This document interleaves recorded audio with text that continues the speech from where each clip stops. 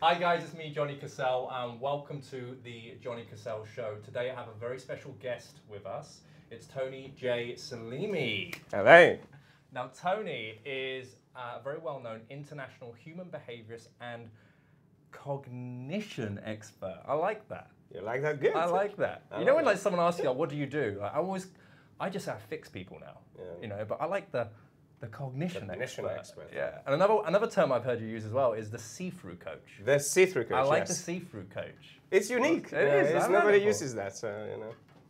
So I think we should start this. You know, for those that haven't heard about yourself, I know that I've seen some interviews that you've done already online. You know, you did a fantastic talk for the UN, which was very good, and I saw you on a US show as well. And something that really resonated with me, something that you said, was that just like you put your car in for an MOT, we need to actually take care of our own vehicle, like ourselves. We need to put ourselves through an MOT, which really resonated with me because we just get caught up in life, and we don't really get to have time to sort of take a look inside. So that was really cool. Tony, what's your story? My story. Well, I came to England about 27 years ago, and I actually escaped the civil war. In fact, my mother saved my life from being in civil war in former Yugoslavia. So I ended up homeless on the streets of London. Wow. Wow. And for how long were you homeless here in London? I lived homeless for about 6 months. Okay, I mean, how do you survive when I see homeless guys all the time, and you just kind of take it for granted, like, okay, but you don't really think about the bigger picture, the day to day. What sort of day to day stuff do you go through when you're whilst you're homeless? For me, it was different because it wasn't really a choice to be homeless. It just the whole circumstances around me at that time, living a home and a country where you grew up with, where you felt secure. Suddenly, civil war strikes and destroys everything you believe in, and then your life is threatened every single second. And then, normally your parents will do anything to get you out of there. And so that's what my mother did. She borrowed some money from a neighbor, and it was the last flight coming from Macedonia to England. And when I arrived, I simply was scared. And, having been brought up in a normal family, hardworking family, having, home and, clothes, and having a normal reality where, you don't think about food, you don't think about the struggles that you will face one day. Suddenly you see the entire country collapsing, the entire system collapsing, people killing one another, and, brothers turning to each other. And, we grew up as one community. We didn't grow up to have all this nationalism that was brought about with the breaking up of former Yugoslavia. But being homeless on the streets of London was terrifying in many aspects because, first of all, I only had about 200 Deutschmarks, which was at the time, I would say now, probably about 100 quid. It's not going to go far, is it? Yes, but I had to ration. I had to think about how long will that, keep me on the streets surviving. And I remember, I used to simply live on bread, and occasionally I would buy milk. Wow. Yeah. So how long did you last on 100? Well, I lasted about 5.5 months, and then a lady from former... On 100 quid? Yeah. That's amazing. Yeah, I would take a loaf of bread and I'll make it last for a week. Wow. And I would just live on bread and water. So. Obviously your diet's changed now. Yeah, diet has changed now for sure. Yeah, hopefully. But that's what I used to go through. And then I remember I met a lady from Macedonia who we started chatting, and suddenly she said, no, you're not going to stay homeless. You're going to come to my place. You can stay for the weekend and I'll help you find a job. Wow, bless her. And she did help me find a job. She put me towards some job agencies, which I applied. And luckily for me, I got a job next day. Amazing. And straight away I got a job working in a restaurant with a living position. So I was working pretty much 18 hours a day. Great. And that was the beginning of me, trying to make sense of my reality and trying to get myself back on track. But during this 6 months period, I wasn't really thinking about food. I was thinking about the grief, and I was thinking about the emotions and people I left behind, people I lost during the Civil War, and trying to make sense what happened. Yeah. What I found very interesting whilst I was reading your book, and I haven't completed the book yet, but you know, and this is the book, by the way, guys, if you haven't got it already, it's #loneliness, and I think you raised some really interesting points in it. I think that you know, you talk about, you know, being lonely in the modern day, and I think this is something that wherever you're from, whatever your background, you can really relate to that. I think you know, in the modern day culture that we live in, we can feel lonely even in our relationships. We can Absolutely. feel lonely in social settings because not many people, I'm seeing it's increasing, we're not present anymore. Mm-hmm. You know, we talk about, oh, you're always on your phone, but it is actually a problem. It is, and I've spoke about it on some of my podcasts recently as well, like, you know, have a switch off period and stuff like this. And you mentioned as well, like London is one of the biggest cities in the world, and the irony of it is it's probably the most loneliest, right? So tell me a bit about, because what you mention as well is you talk about, and I've got a quote here, which I love, and this is on page 67. You open up the chapter with this. Loneliness does not come from having no people around you, but from being not able to communicate the things that seem important to you. And from what you just said there about, you know, you're caught up in your mind about the grief and the trauma and the emotional difficulties, do you feel that's where that kind of quote came from? Not just that, many other things that happened to me ever since. It's like I meet thousands of people, and I used to run a lot of workshops between 2012 and 2014. And every human being, even in the corporate world, there's loneliness, but nobody talks about it. There's this stigma about loneliness, and people feel ashamed about it. And when you think about it, we are extremely complex human beings, and we haven't been taught how to really master our inner being. So we've been taught consistently how to master the life outside of ourselves. Yes. And the daily distractions, I call them, keeps us almost incongruent with our true being within the self. And therefore, there's not much of a presence in a human being if you meet them. Mm-hmm. Now, wherever you go in London or around the world, or you go to the airport or you're on a bus, people are lonely. Yeah.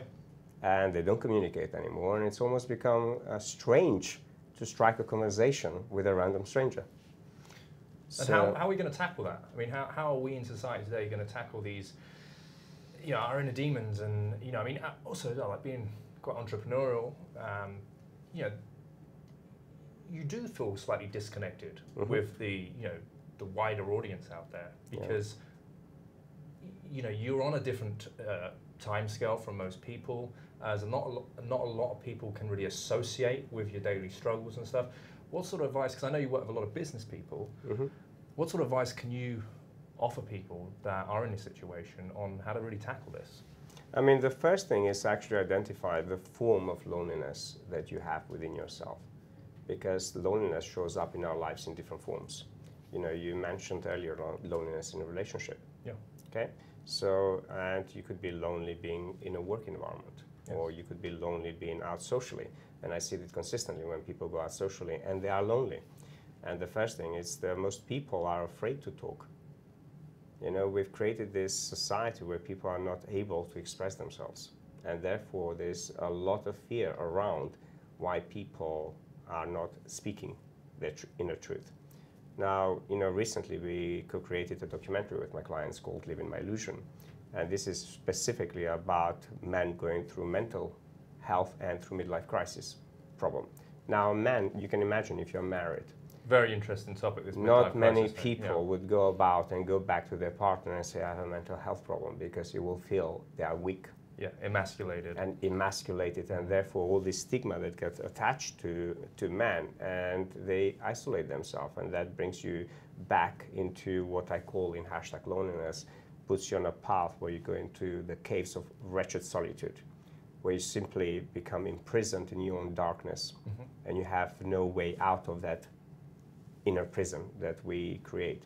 That's why I believe firmly that every human being would benefit from great coaches, mentors, and healers, and being able to have somebody that can open up to.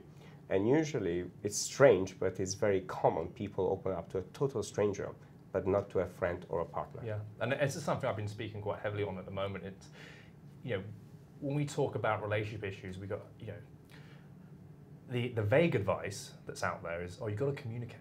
But, you know, like, what is that? Like, what do you mean? And I think people don't communicate their inner problems or their, you know, their loneliness or their desires and their wants, their needs, because they fear that they feel that there's a shame or consequence attached to sharing. Mm-hmm.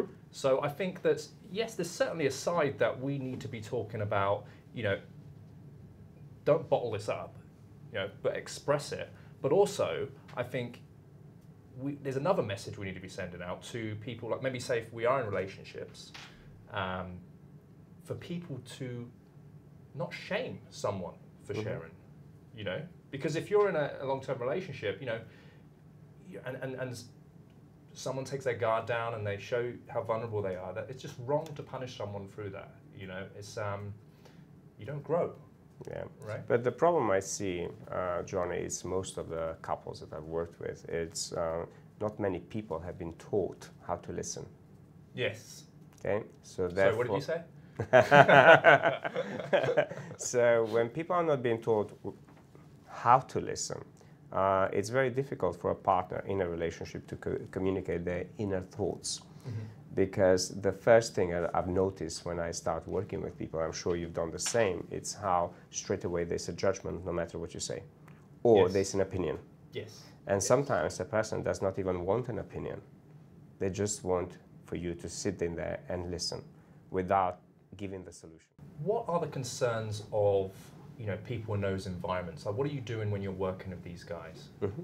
Well, biggest concern is like stress. You know, a lot of people have stress, but not just that, they have massive demand on their time. Now, in today's world, most people are expected to do 5 people's jobs, but right. with the same time of 1 person's job.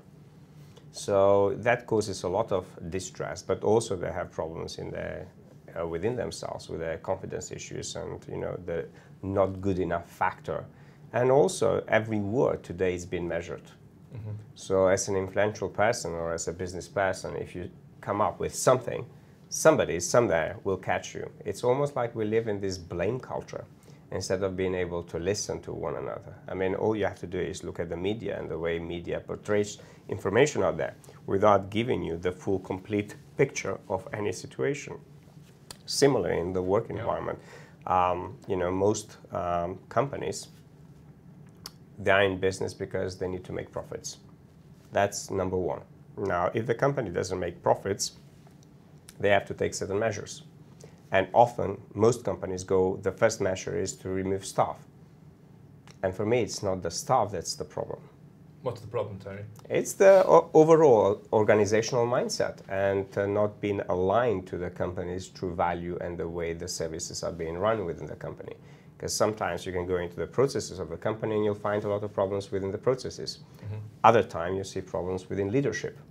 Other times you see problems within senior management, also the problems from processes to communications to the way people behave. So it's more about the development of the individuals within the company. That's the problem, as opposed to getting rid of them. Correct. I mean, it's basically, since like the 2008 financial crash, most companies have almost removed the budgets for personal development. Right. Yeah. And, you know, for me... That's wrong. I mean, I think like, if you're working with any sort of company, you expect some sort of coaching, like on the job, or, you know, some time out for them to put you on to adapt to, you know, the new world, etc. But it's the same even in the companies. I noticed like some of my executive clients, although they have internal coaches, they don't want the internal coaches because they also don't want the, I would say, the information being disclosed within the company. That I can understand. So there's the fear also around that, saying, okay, if I'm going to go for an internal coach, this coach might have to give feedback to the HR and to the company. You don't want to be like the gossip of the office. Correct. Yeah. So therefore, again, is this almost like fear of not being true to who you are and not being true to... That shame again. Shame again and the consequence, and instead of us focusing on actually bringing the greatest of ourselves and being able to perform as conscious leaders within the company and also activate leadership in every human being, we tend to spend most of our time wasting time. I mean, all you have to do is like look at how much time and money has been wasted around Brexit, around one decision, which was basically based on misinformation.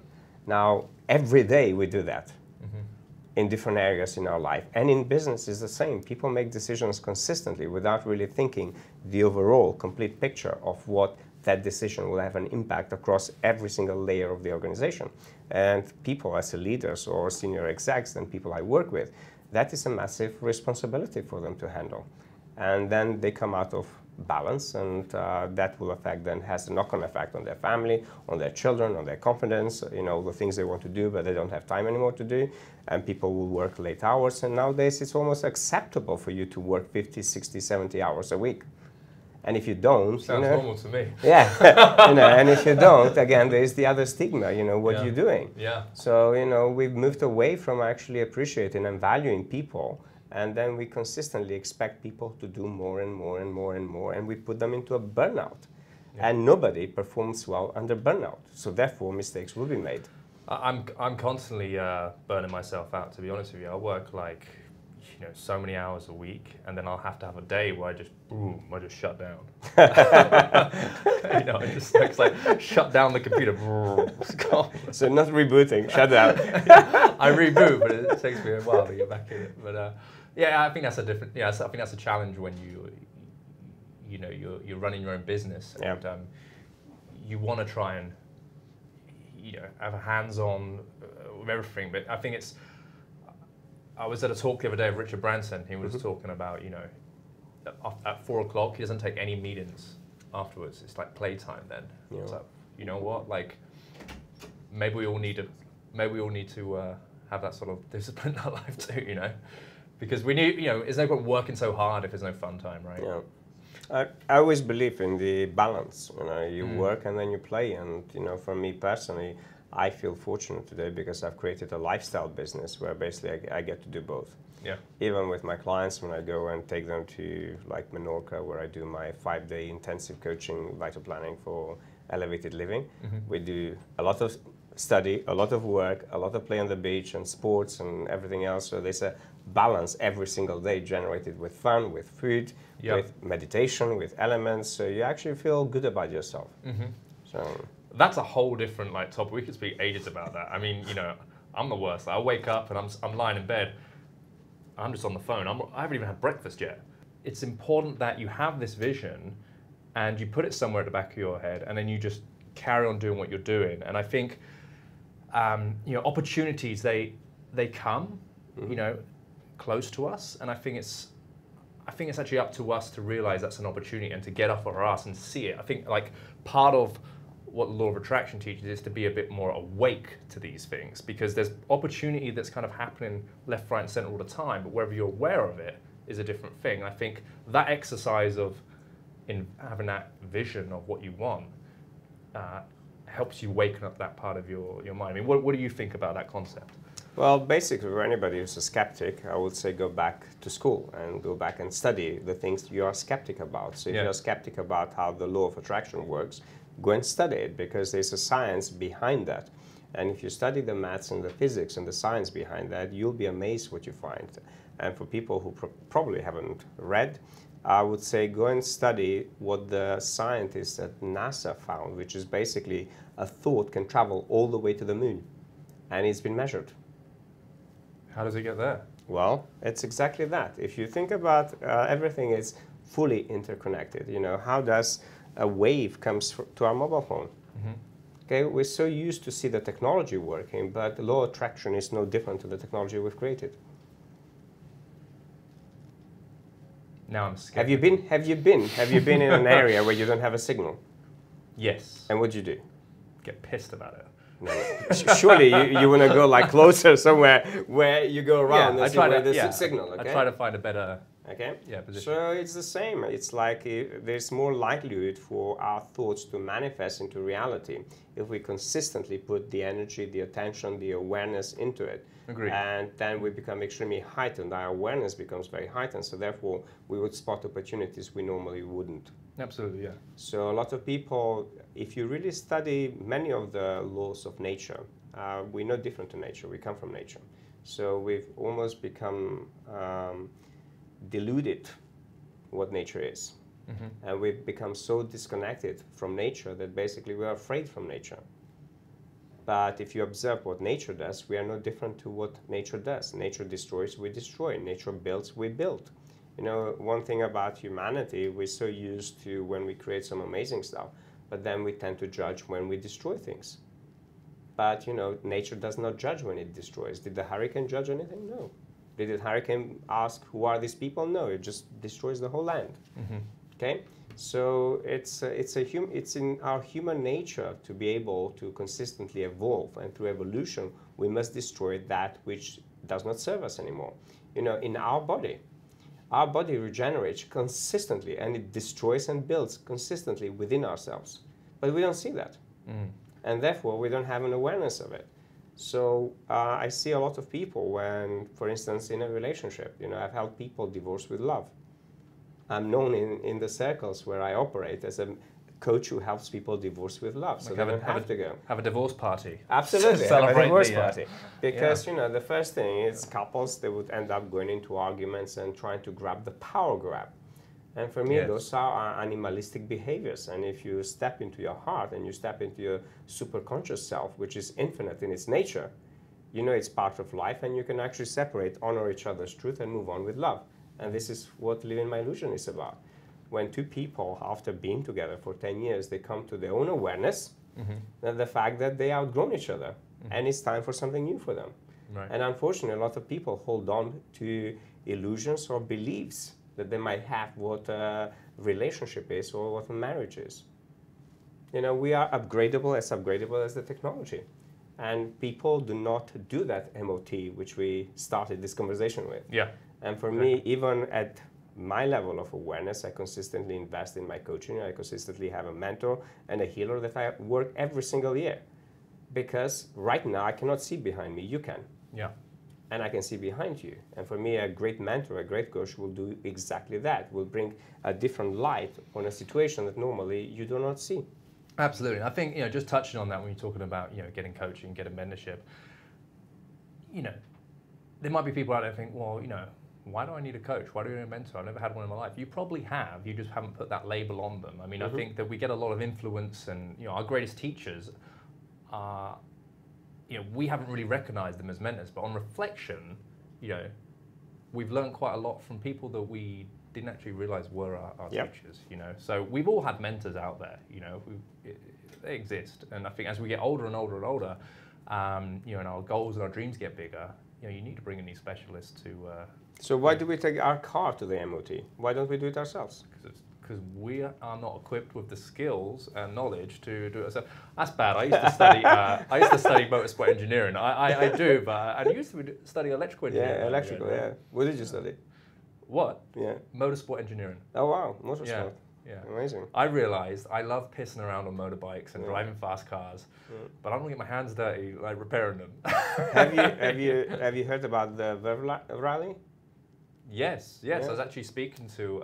the Shanna, Marcus. I had a meeting with her the other day. Yeah. It's, I went on her Verve rally. I took my clients with me because I do coaching and driving. Yeah, I take my... At the same time? At the same time, yeah. We fill up the back seat. We go with a sports car, fast cars, and we do a lot of coaching and mentoring while we're driving. Yeah, I'm going to look to take part in that. Yeah, it's an amazing experience. Okay, so we talked about HEF, we talked about law of attraction, talked about your book, Loneliness. What was your other book about? Like, I haven't had a chance to read that one yet. Wisdom. This is a magical book, by the way. Do you want to unleash the magic of the book? Oh, let's unleash the magic right now. It's like on TV. I've done it everywhere. So it's A Path to Wisdom was written in 2014.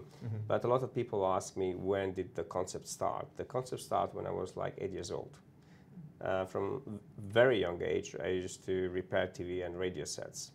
And back electrical engineer. Yeah, electrical engineer. I mean, I never studied that. I just, anything electronic, people, all the neighborhood, all the family would bring them. I had a garage in my parents' house.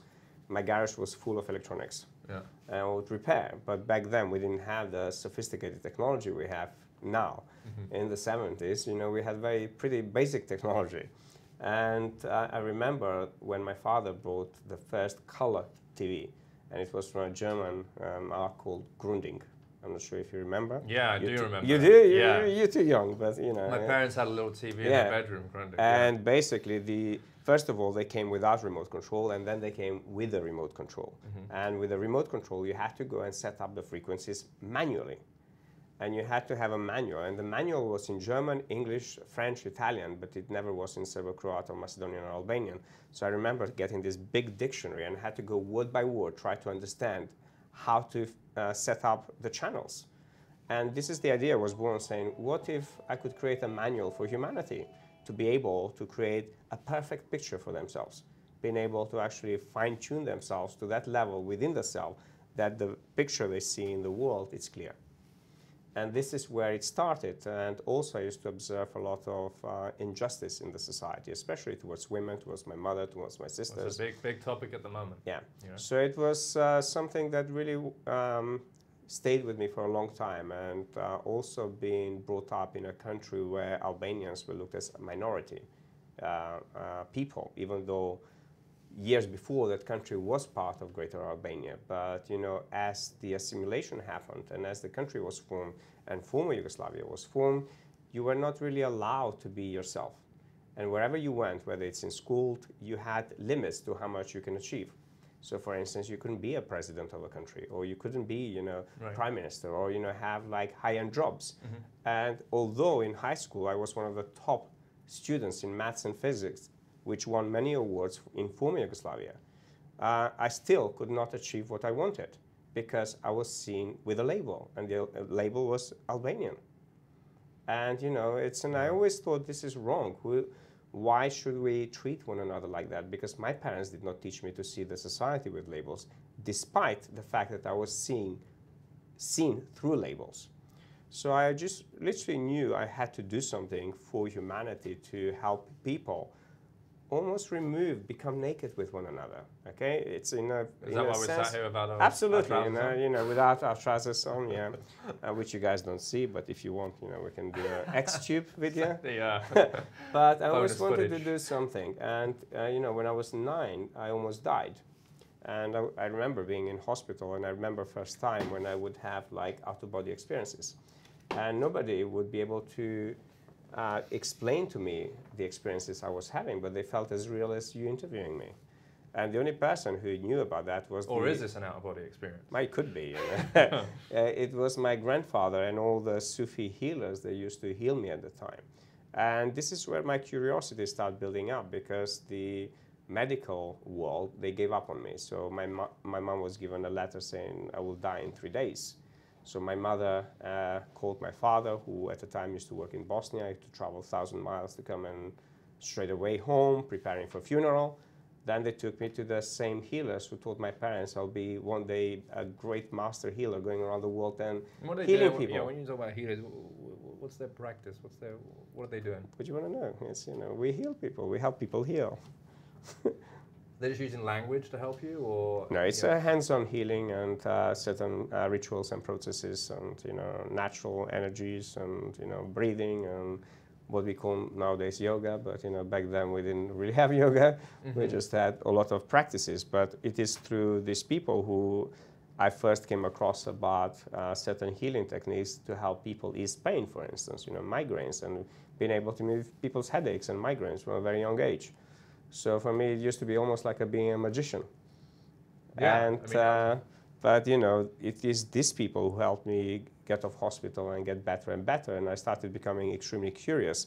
What is it that these people know that the medical science does not know? And why a person who lives in a hut in the middle of the mountain with nothing, basic things like water, and didn't even have electricity, candles, could do things that my body would feel better and better every single day. But I was in hospital, military hospital and main hospital in Skopje, and I was getting worse and worse, being given pills, pills, pills, pills, pills. Right.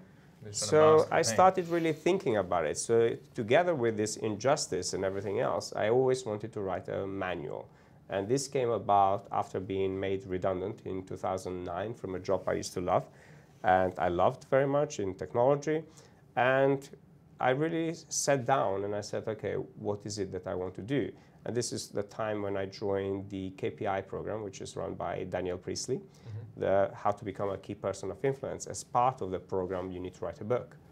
And I remember sitting down and I said to Daniel, I said, the rest of it, I have 20 years of experience. I don't really need, but for sure, I would love to write my book because it's been in my awareness for 30 years. Yeah. And it's something that we keep postponing. Yeah, I can relate to that. Yeah. And basically, I sat down and I hired a coach. And I hired actually Mindy, the woman they recommended. And for me, it wasn't a problem writing a book. For me, it was a problem, where do I stop? Because it's exactly the same thing as what I've gone through. Yeah. Postpone. It's like, when do I stop my thought process and actually push that out? Yeah. You go to Switzerland, in any of the most safest banks, you have the most sophisticated alarms. Now, we all know that we have tremendous power within ourselves. But that power also, it's a power that can destroy and power that can create. Now, this is what we fear. We fear our true nature. And our true nature is that, a destroyer and a creator. And I said, well, this intelligence, no matter what we call it, whether we call it God, universe, energy, it does not matter, it's just a label. Clearly, it has had some built-in mechanism that protects us. And then when we are not aligned to that, it alarms us. And the question is, are we listening? So the alarm acronym came into my vision. And the TGS evolutionary method alarm, which is now trademarked globally, it's about a conscious engineering processes that bring you to true acknowledgement of love, which helps you achieve the results that most people call miracles. Mm-hmm.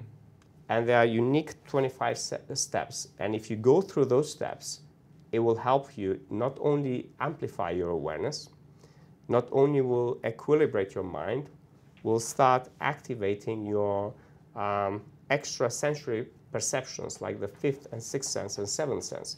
So you don't need any ayahuasca or any drugs for you to have spiritual experiences. Your body is capable. I know a ton of people doing that, though. Your body is capable to do all of those things. But unfortunately, we're used to this shortcut. Most people want results like a text message. Yeah. So they don't do the real work. This is almost a life manual that in any moment in time, if you open it up, I will guarantee you will bring you a new awareness. Mm-hmm. And with that, we're going to test it. So you're going to put your left hand on the book. Okay. Here we go. Now watch, guys. You are all witnessing here. All right. I would like you to close your eyes and take a deep breath in. And just bring your awareness into your heart.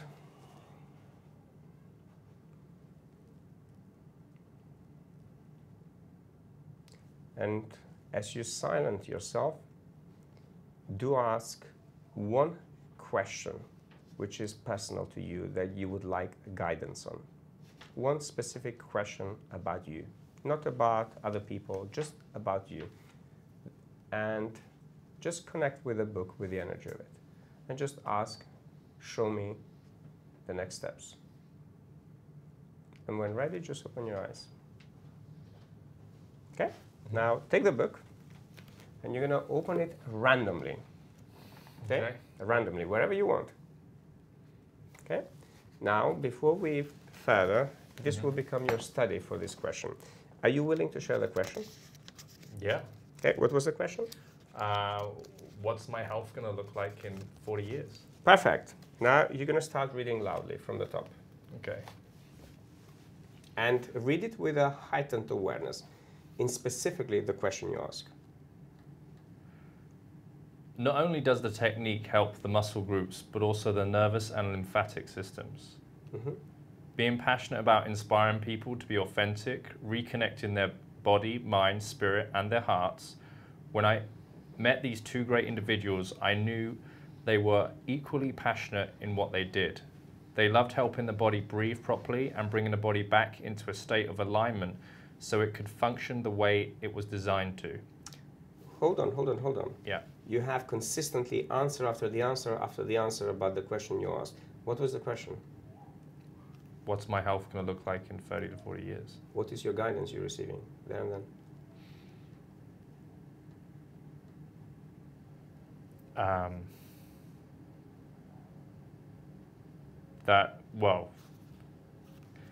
There's two people that are equally passionate in what they do, that they loved helping the body breathe properly and bringing the body back into a state of alignment so it functioned the way it was designed to. Okay, read that again, that part. Right, so what you're basically trying to say is I need to go and see 2 people that are experts in that area to help me with that? No. No? Oh. No. So, is the first Okay. question, is the question I have for you, Yeah. how well do you breathe? How well do I breathe? Yeah. I don't know if I don't feel I have a problem with my breathing. No, that's not No. the question I asked. Well, then. How well do you breathe? I breathe well. Okay, what is a well breathing for you? Like, into the belly and, Mm-hmm. you know, I exhale. Okay, I mean. Okay, Yeah. breath, it's the elixir of life. Mm-hmm. Okay, if we oxygenize the body consistently, most people have shallow breaths, and therefore they breathe very shallow. Yes. Okay, so if you want to have long-term health, I would suggest to you have a daily practice of proper breathing. Mm-hmm. Like meditation, right? Meditation. Yeah. Some people switch off in meditation, so it's not really a proper practice unless you do it properly. But the next one is having an alignment. Mm-hmm. Read it. But I can do it. A state of alignment so it could function the way it was designed to. Okay, so Yeah. what does that state of alignment means? What is the greatest cause to bad health? I don't know, high blood pressure, maybe. And what causes that? Stress. And what causes that? Could be work, it could be your environment, your values not being aligned with. Well, if that's true, Mm-hmm. then every person who is in the same environment will suffer stress, and that's not true. I feel a lot of people experience stress. A lot of people in the same environment? We could be in this environment, for instance, and Yes. each one of us will perceive this differently, although it's the same environment. Okay, agreed. So, Yes. which means it's about how you, within yourself, how your perceptual filters observe reality that will cause the body to be out of alignment and into a stress position then, which will have the further effects within the body. So the message you're getting in there, it's about what are you doing from now till whatever period of time you're thinking about your health that keeps you in alignment with your true being. Because the body, it's every time we put our body under stress, it's almost like we put in toxins into it. Mm-hmm. I see a lot of people who are amazing at like being careful what they eat, but they're not careful what they think. Yes. And unfortunately, when you have that combination with this combination, that is also toxic for the body, no matter how healthy you are. Because I've met people who are extremely healthy who later on, within their 40s, they died. Mm-hmm. So it's not really about just the health of the food.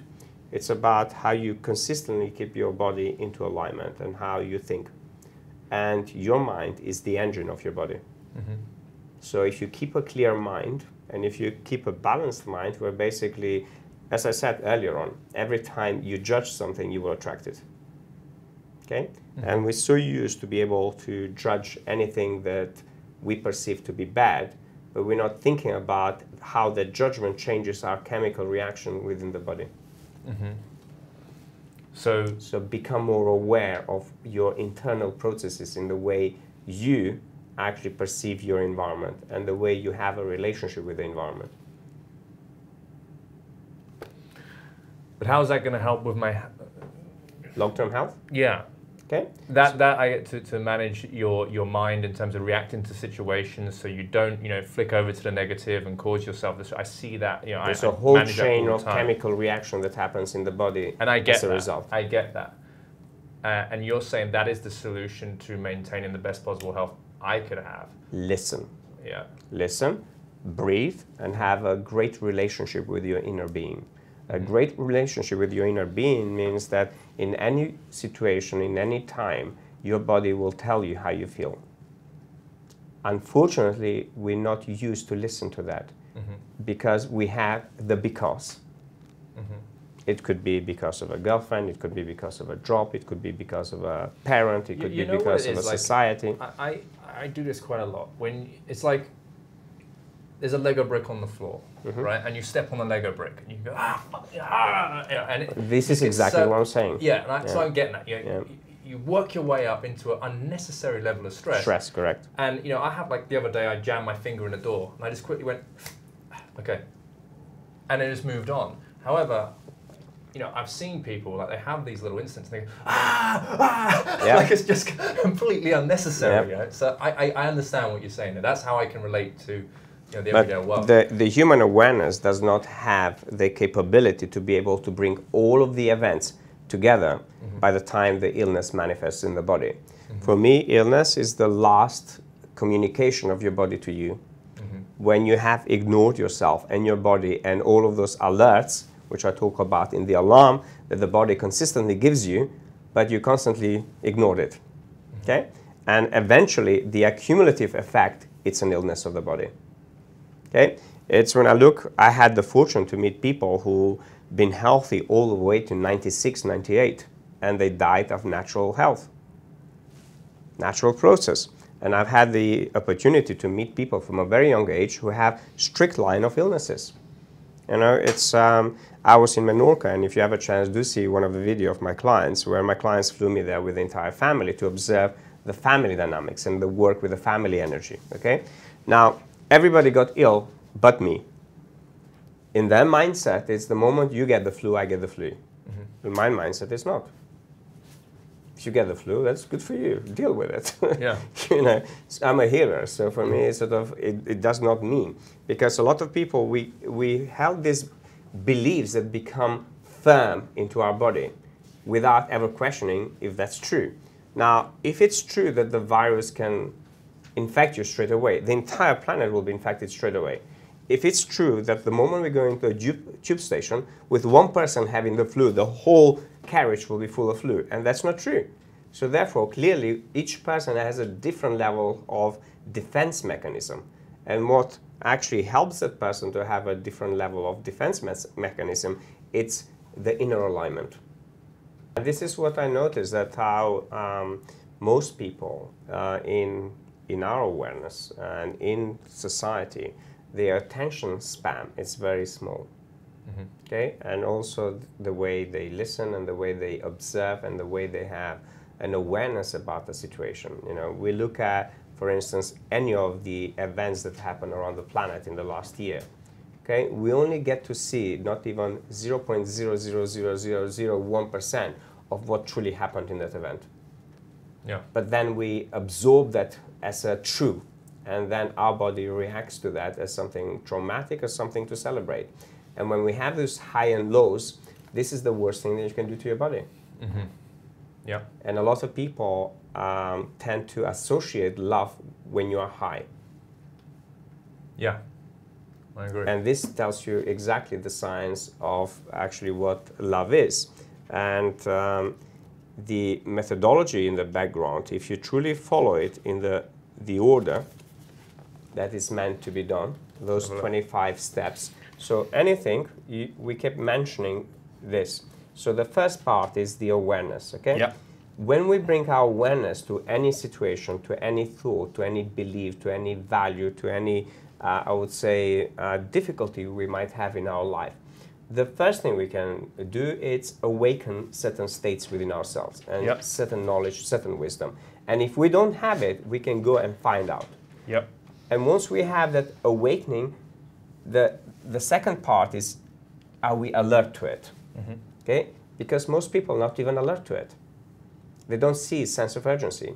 As I said, they will just leave it and they will see the accumulative effect. But then they don't even pay attention. And then when you ask them something and say, oh, I know that. Really? Well, if you know it, why do you have a problem with it? And this is how we learned to say, for instance, oh, I know how to do podcasts. Okay? So if you know how to do podcasts, why don't you have 1 million followers? Okay? Because knowing, for me, it comes after you bring your awareness to that situation. Okay? So yes, I do know 5% doing podcasts, but I could be learning 95%. So therefore, let's see what's the awakening there. And there could be maybe I need some other partners who have massive global distribution. So therefore, I can increase whatever my goals are for my podcast. Or let's say, what are the alerts, okay? The alerts could be how much engagements do you have with your podcast? How many people are engaging with you, okay? So this is where I'm right now. What would be my desirable stuff? My desirable would be like 100 people talking about my podcast or having 10,000 people downloading my podcast. So you have metrics behind that. I like to sort of wrap the show up with a bit of a kiss and tell. So have you got a girlfriend? Have you got a wife? I got a boyfriend. You got a boyfriend? Yeah. So how did you meet your boyfriend? Oh my God, that's a whole story. Yeah. I met him 2 years and 3 months now. I was at my nephew's wedding. He's my eldest nephew in my family. We only have 10 years difference between the two of us. So it's almost like a little brother. He's my nephew from Switzerland. And we were at his wedding, then I took my nieces, he went on honeymoon, then I took all of my nieces, we went to a place called Ohrid in Skopje, in Macedonia, and which is the western part of Macedonia, the most beautiful, biggest natural lake in Europe. And you have almost 200 something monasteries. It's extremely spiritual, but nice. Beautiful natural beaches. So we are there with my nieces, and I was single, they are single, so we're all looking for boys. So, and I put up my app, my Grindr app, and suddenly I had like 10 messages from him.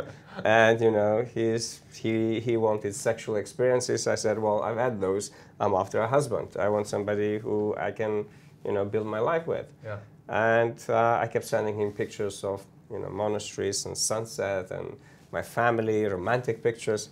He kept sending me sexual visuals.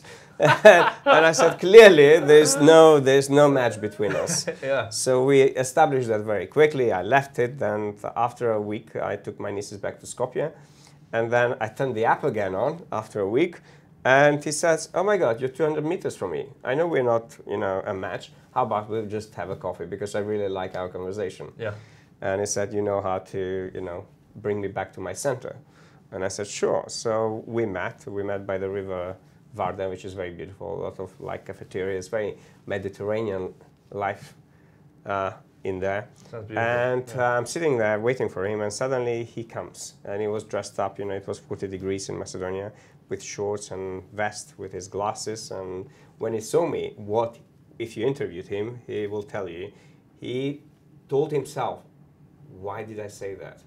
Because he said to me, it's not romantic, he's not looking for a boyfriend, and all of those things. He was literally sorry for saying those things. So we sat down, but something happened in there, which something that it was very unusual. Okay, with me, a lot of unusual things happen. When I saw him, I saw he was in grief. I went back into that human energy field, and I was observing him. He was in grief, and suddenly I felt a touch. I turned around, and there's nobody.